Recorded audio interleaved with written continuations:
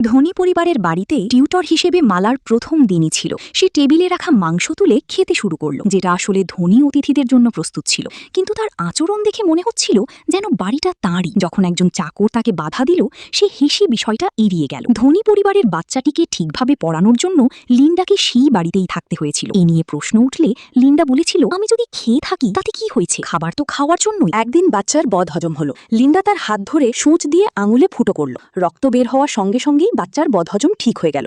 বাবা যখন দেখলেন, তিনি লিন্ডাকে বললেন ভবিষ্যতে যেন এমন পদ্ধতি আর ব্যবহার না করে, কারণ তার নিজের ব্যক্তিগত ডাক্তার আছে। তবে ছেলের অবস্থা ভালো দেখে তিনি লিন্ডাকে দোষ দেননি। সেই রাতে সবাই যখন ঘুমিয়েছিল, লিন্ডা বাড়ির মালকিনের পোশাক পরে নাচছিল। মালকিন তাকে দেখে ফেললে লিন্ডা বারবার ক্ষমা চেয়ে বলল পোশাকটা খুব সুন্দর ছিল, তাই নিজেকে সামলাতে পারেনি। এরপর সে পোশাক খুলে বলল ভবিষ্যতে আর কিছু ছুবে না। মালকিন বিষয়টা সেখানেই শেষ করলেন। কিন্তু সেই রাতেই শুয়ে শুয়ে মালকিন লিন্ডার আচরণ নিয়ে ভাবতে লাগলেন। তার ভেতরে এক ধরনের অদ্ভুত অনুভূতি হচ্ছিল। একদিন বাটলার সবাইকে মিটিংয়ের জন্য ডাকলো। লিন্ডা দেরি করে এলে বাটলার তাকে বকাঝকা করল। তখন লিন্ডা বলল তার দায়িত্ব শুধু বাচ্চার পড়াশোনা, বাড়ির অন্য কোনো বিষয়ে তার কিছু যায় আসে না। এতে বাটলারের আর কিছু বলার থাকলো না। পরের দিন সন্দেহ দূর করতে মালকিন তার বোনকে চুপি চুপি লিন্ডার উপর নজর রাখতে বললেন। লুকিয়ে দেখার পর বোন বুঝতে পারল লিন্ডা শুধু বাচ্চার পড়াশোনাই নয়, তার দৈনন্দিন যত্নেও অত্যন্ত মনোযোগী।